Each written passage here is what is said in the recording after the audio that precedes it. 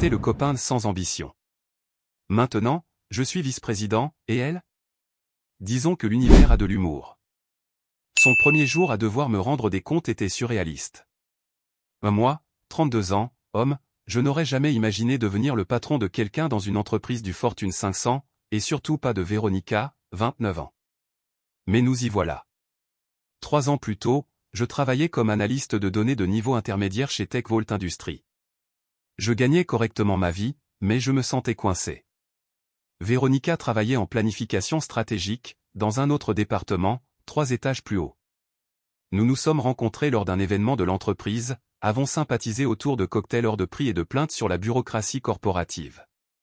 Elle était ambitieuse, ça je dois le reconnaître. Elle parlait toujours de son plan sur 5 ans, de son ascension vers la direction, de son objectif d'être VP à 35 ans.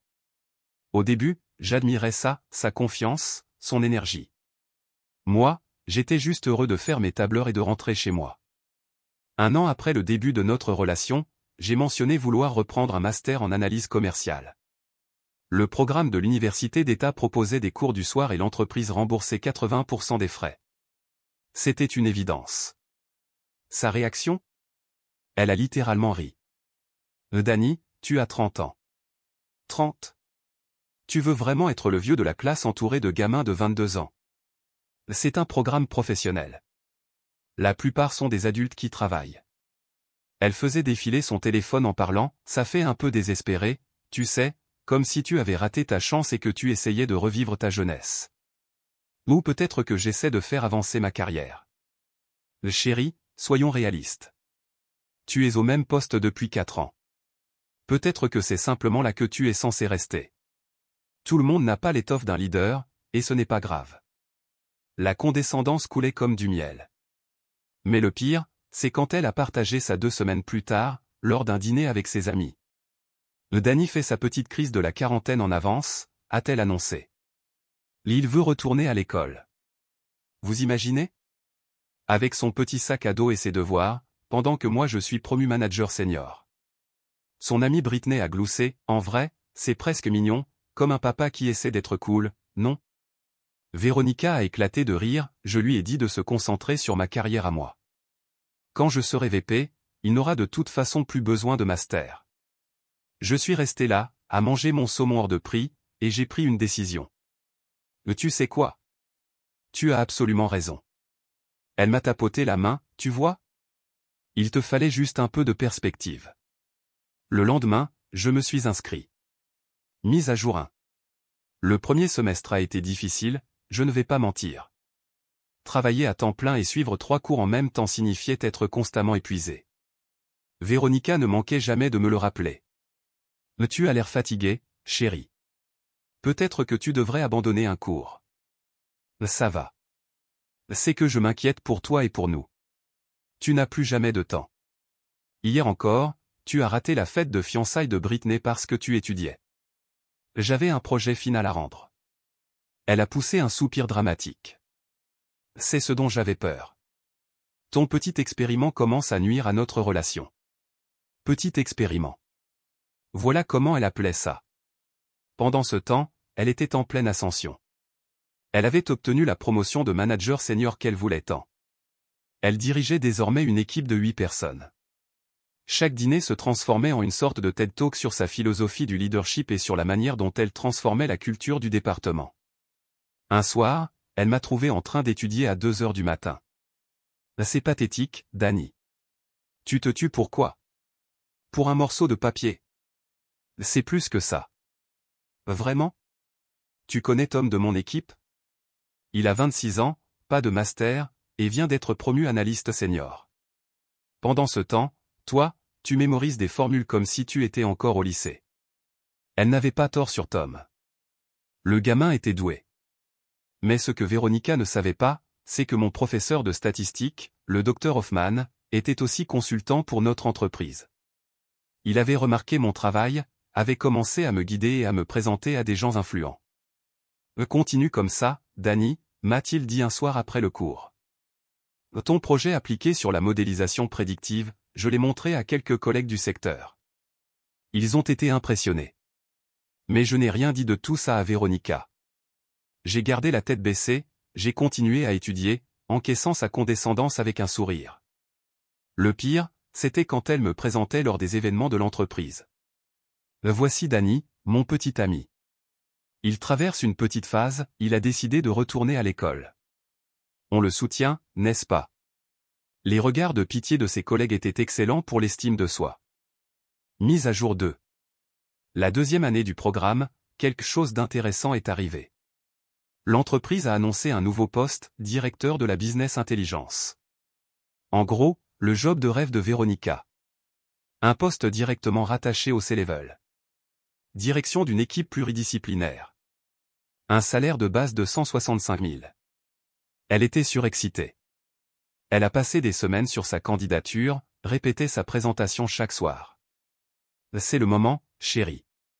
C'est MON moment. Quand j'aurai ce poste, je serai la plus jeune directrice de l'histoire de l'entreprise. C'est super, V. Tu pourrais être un peu plus enthousiaste. Ça te concerne aussi. Être la petite amie du directeur, ça sonne bien mieux que, peu importe ce que tu es en ce moment. Cool. Ce qu'elle ne savait pas, c'est que le professeur Hoffman m'avait recommandé pour autre chose, un stage de conseil à mi-temps chez Aperture Consulting, la société que notre entreprise engageait pour ses grands projets stratégiques. C'était censé être réservé aux doctorants, mais il avait tiré quelques ficelles. Je ne lui ai rien dit. Quand je devais partir pour des réunions de conseil, je disais que j'allais à des groupes d'études.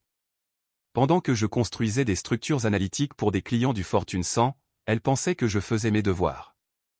La directrice associée d'Aperture, Diane, est devenue une autre mentor. Tu as un don pour traduire des données complexes en insights stratégiques de haut niveau, m'a-t-elle dit. Tu as déjà pensé à travailler en conseil à plein temps? Peut-être après la fin de mes études. Eh bien, nous avons de bonnes connexions avec TechVault. Il y avait beaucoup de mouvements entre nos entreprises. J'ai gardé cela en tête. Pendant ce temps, l'entretien de Véronica pour le poste de directrice approchait. Elle s'exerçait sans cesse avec moi, même si elle disait clairement qu'elle ne pensait pas que je pouvais vraiment l'aider. Fais juste semblant d'être un cadre et pose-moi des questions difficiles. Quelle est ton approche de la gouvernance intégrée des données entre des systèmes disparates? Elle a cligné des yeux. Non, pose des questions normales, Danny, du genre sur le leadership, la synergie et tout ça. L'entretien a eu lieu un jeudi. Elle est rentrée dévastée. Ils ont posé plein de questions techniques sur Python, R et la modélisation prédictive. Depuis quand les directeurs doivent-ils savoir ça? La technologie change. Les leaders doivent comprendre les outils. Peu importe. J'aurai le prochain poste. Elle n'a pas eu le poste. C'est un candidat externe qui a été choisi. Elle a passé la semaine à dire que c'était de la politique et un boys club. Mise à jour 3. J'ai obtenu mon diplôme en décembre. Summa cum laude, GPA 4.0. Véronica n'est pas venue à la cérémonie. Chérie, ce n'est qu'un master. Ce n'est pas comme si c'était ton doctorat ou quelque chose de vraiment impressionnant. En plus, j'ai ce séminaire stratégique. Le fameux séminaire se tenait dans un hôtel local. Mais bon. Ce qu'elle a raté, c'est le prix d'excellence du doyen.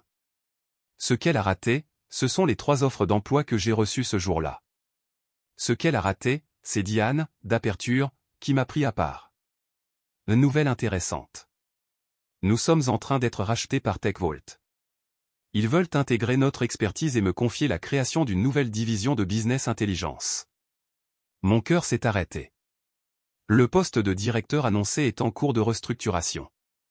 Ils veulent quelque chose de plus grand. Un VP de business intelligence supervisant 3 directeurs. Danny. Là elle a souri. Ils veulent que je recommande quelqu'un. Quelqu'un qui connaisse les 2 entreprises, qui ait les compétences techniques et la vision stratégique. Diane, je viens juste de terminer mon master. Avec un GPA parfait, 18 mois de conseil chez nous, 4 ans chez TechVault avec des évaluations excellentes, des recommandations de tous tes professeurs et clients. Je n'arrivais plus à respirer. VP, mais je suis trop jeune. Tu es brillant. Et surtout, tu es prêt. Le processus a duré 2 semaines. J'ai dit à Véronica que je travaillais sur un projet spécial de fin d'études. Elle a à peine levé les yeux de son ordinateur. C'est bien, chérie. Au fait, quand tu auras fini ton petit projet, tu peux aller chercher mon pressing. Le mardi, j'ai reçu l'appel. VP de Business Intelligence. Salaire de base de 240K, plus bonus, stock option, voiture de fonction, reportant directement au CTO. Et le clou du spectacle, la restructuration incluait l'intégration d'une partie du département de planification stratégique y compris l'équipe de Véronica. Mise à jour 4. J'ai accepté le poste, mais j'ai négocié un début après les fêtes. J'ai dit à Véronica que je prenais une pause après la graduation, peut-être pour réfléchir à mes options. Enfin, a-t-elle dit. Tu étais tellement ennuyeux avec tes études. Maintenant, on va enfin avoir une vraie vie. J'ai demandé au service RH de garder tout confidentiel. L'annonce sortirait le premier lundi de retour. Le week-end, Véronica était excitée par les rumeurs. Une grande annonce lundi. On dit qu'ils ont enfin embauché le VP de Business Intelligence. J'espère que ce n'est pas encore un externe qui ne connaît pas notre culture. Je suis sûr que ce sera quelqu'un de bien. Mais tu ne comprends pas, chérie. Cette personne sera le patron de mon patron. Ils peuvent décider de ma carrière. Je dois faire bonne impression immédiatement. Le dimanche soir, elle a passé 3 heures à choisir sa tenue, professionnelle mais abordable, confiante mais pas menaçante. Oh mon Dieu, je déteste devoir gérer vers le haut comme ça. Sois juste toi-même. Elle a ricané, ça, c'est ce que disent les gens qui n'ont pas de carrière, Dani. Le lundi matin, je suis parti tôt en disant que j'avais dentiste. Je suis arrivé au bureau à 7 heures. Mon nouvel assistant, Jérôme, avait déjà installé mon bureau à l'étage exécutif. Le CTO, Marcus, est passé. Prêt pour ça? Aussi prêt que possible. L'annonce devait sortir à 8h30. Réunion à 9h. Le juridique veut s'assurer que tu sais, ta relation avec Mademoiselle Chen doit être déclarée au RH. Déjà fait. J'ai envoyé vendredi. L'email est sorti à 8h30 pile. J'ai regardé par la fenêtre les gens vérifier leur téléphone. À 8h33, mon portable a explosé. Véronica appelait. J'ai refusé. Elle a rappelé encore et encore. Message, c'est quoi ce bordel? C'est une blague? Message, Dani, réponds. Message, il doit y avoir un autre Dani Williams. À 8h55, je suis entré dans la salle de conférence. 43 personnes des départements fusionnés. Véronica était au 3e rang, visage blême. Bonjour à tous. Je suis Dani Williams, le nouveau VP de Business Intelligence. Le silence était total. J'ai déroulé ma présentation, vision, stratégie, changements immédiats. Professionnel, concentré. Je n'ai pas regardé Véronica une seule fois, même si je sentais son regard brûler sur moi. Question. Tom, le jeune de 26 ans avec qui elle m'avait comparé, a levé la main. Est-ce que notre structure hiérarchique va changer? Oui, l'organigramme sera distribué cet après-midi. Mais je confirme, la planification stratégique aura désormais une ligne de rattachement en pointillé avec l'ABI. Quelqu'un d'autre et nos projets actuels? Tout continue comme prévu pour l'instant. Nous ferons des entretiens individuels cette semaine pour réévaluer et éventuellement réallouer les ressources. La réunion a pris fin. Les gens sont venus se présenter. Véronica est restée assise jusqu'à ce que la salle se vide. C'est quoi ce bordel, Dani? Nous devrions en discuter dans mon bureau. Ton bureau? Véronica, nous sommes au travail. Merci de rester professionnel. Son visage est passé du blanc au rouge. Question. Tom, le jeune de 26 ans avec qui elle m'avait comparé, a levé la main. Est-ce que notre structure hiérarchique va changer? Oui, l'organigramme sera distribué cet après-midi. Mais je confirme, la planification stratégique aura désormais une ligne de rattachement en pointillé avec l'ABI. Quelqu'un d'autre et nos projets actuels? Tout continue comme prévu pour l'instant. Nous ferons des entretiens individuels cette semaine pour réévaluer et éventuellement réallouer les ressources. La réunion a pris fin. Les gens sont venus se présenter. Véronica est restée assise jusqu'à ce que la salle se vide. C'est quoi ce bordel, Dani? Nous devrions en discuter dans mon bureau. Ton bureau? Véronica, nous sommes au travail. Merci de rester professionnel. Son visage est passé du blanc au rouge. Mise à jour 6. 3 mois plus tard. Le PIP de Véronica coulait à pic. Elle manquait des échéances, avait éloigné des membres de l'équipe, et Antonio était à bout. Elle est brillante quand elle le veut, m'a-t-il dit. Mais elle a déjà lâché prise. Que recommandes-tu? Honnêtement, elle doit passer à autre chose. Ça ne fonctionne plus. Je l'ai convoquée dans mon bureau cet après-midi-là. Première fois que nous étions seuls depuis la rupture. Véronica, assieds-toi, s'il te plaît. Elle croisa les bras, rayonnant d'hostilité. Ton PIP sera examiné demain. La recommandation d'Antonio est le licenciement. Son visage est devenu pâle. Tu vas me virer. Je ne fais rien. C'est ta performance. Cependant, j'ai une alternative. J'ai fait glisser un papier sur la table. Aperture Consulting cherche un manager en planification stratégique. Salaire similaire à ici. Bons avantages. Diane, la directrice associée, est prête à t'interviewer sur la base de ton CV. Elle fixa le papier. Pourquoi tu m'aiderais? Parce que malgré tout, tu es talentueuse. Tu n'arrives simplement plus à performer ici. Et c'est en partie ma faute d'avoir accepté ce poste en sachant notre passé. En partie surtout ta faute de m'avoir traité comme un moins que rien pendant 2 ans. Mais j'essayais d'être magnanime. Elle rit. Un petit rire amer. Magnanime, tu utilises de grands mots maintenant que tu es important. J'ai toujours eu un bon vocabulaire. Tu n'as juste jamais écouté quand je parlais. Elle prit le papier. Si j'accepte cet entretien, tu me laisses démissionner. 2 semaines de préavis. Tu transfères tes projets correctement. Tu pars avec dignité et une référence neutre. Et si tu n'acceptes pas? Demain, l'examen du PIP suivra son cours. Elle se leva. Tu as vraiment tout planifié, pas vrai? Depuis le début. Non, Véronica. J'ai planifié de m'améliorer.